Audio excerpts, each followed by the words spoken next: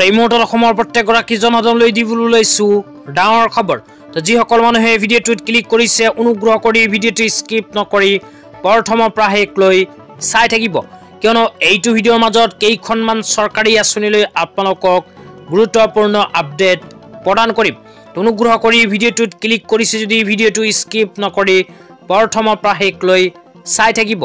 লগতে মোৰ চেনেলত নতুন হ'লে প্লিজ চেনেলটো ছাবস্ক্ৰাইব কৰি মোৰ লগত থাকিব। ভিডিঅ'টো ভাল লাগিলে অনুগ্ৰহ কৰি ভিডিঅ'টো এতিয়াই শ্বেয়াৰ কৰি আপোনালোকৰ বন্ধুবৰ্গকো চোৱাৰ কাৰণে সুযোগ প্ৰদান কৰিব। তো বলক ভিডিঅ'টো আৰম্ভ কৰি আজি প্ৰথমটো গুৰুত্বপূৰ্ণ খবৰৰ বিষয়ে বিস্তাৰিত জানি লওক। তো আজি প্ৰথমটো গুৰুত্বপূৰ্ণ খবৰ হ'ল কৃষকসকলৰ বাবে। তো কৃষকসকলৰ বাবে চৰকাৰৰ ফালৰ পৰা এনেকুৱা এখন আপডেট প্ৰদান কৰিছে।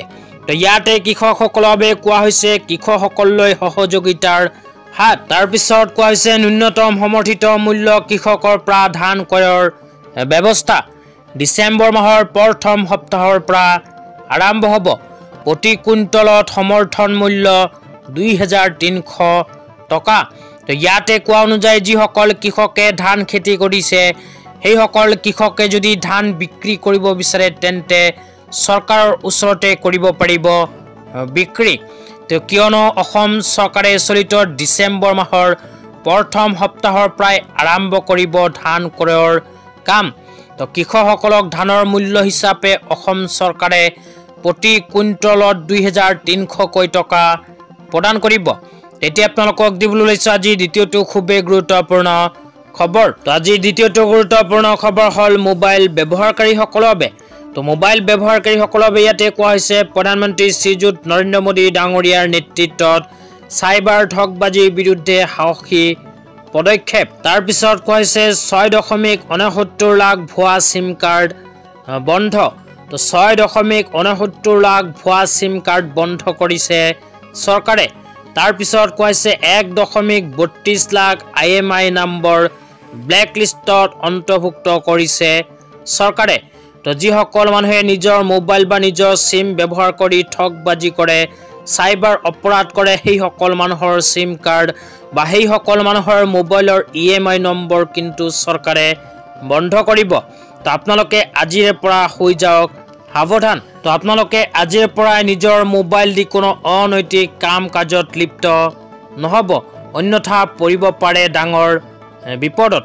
তো এতিয়া আপোনালোকক দিবলৈ লৈছোঁ আজি তৃতীয়টো খুবেই গুৰুত্বপূৰ্ণ খবৰ। তো আজি তৃতীয়টো গুৰুত্বপূৰ্ণ খবৰ হ'ল টাইম 8ৰ ফালৰ পৰা প্ৰদান কৰা এখন বিশেষ আপডেট লৈ।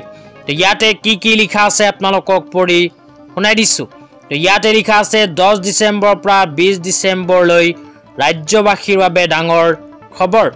মাইক্ৰ' ফাইনেন্সৰ ৫০,০০০ টকালৈকে ঋণ মাফ হোৱা মহিলাই লাভ কৰিব NOC। ২ নম্বৰত কৈছে মেট্ৰিকত স্থানপ্ৰাপ্ত শিক্ষাৰ্থীক প্ৰদান কৰিব আনন্দৰাম বৰুৱা বঁটা। ৩ নম্বৰত কৈছে নৱম শ্ৰেণীৰ ছাত্ৰ ছাত্ৰীসকলক বিতৰণ কৰা হ'ব চাইকেল। ৪ নম্বৰত কৈছে উচ্চতৰ মাধ্যমিকত সুখ্যাতিৰে উত্তীৰ্ণসকলক বিতৰণ কৰা হ'ব স্কুটি। তাৰপিছত ৪ নম্বৰত কৈছে তৃতীয় আৰু চতুৰ্থ বৰ্গৰ কৰ্মচাৰীক মিউচুৱেল ট্ৰেন্সফাৰৰ কাম সম্পূৰ্ণ হ'ব। ৫ নম্বৰত কৈছে বানপানীৰ সময়ত ক্ষতিগ্ৰস্তই লাভ কৰিব ক্ষতিপূৰণ। তো এইকেইখন সিদ্ধান্ত অসমৰ মাননীয় মুখ্যমন্ত্ৰী ডাঙৰীয়াই গ্ৰহণ কৰিছে। তো ধন্যবাদ।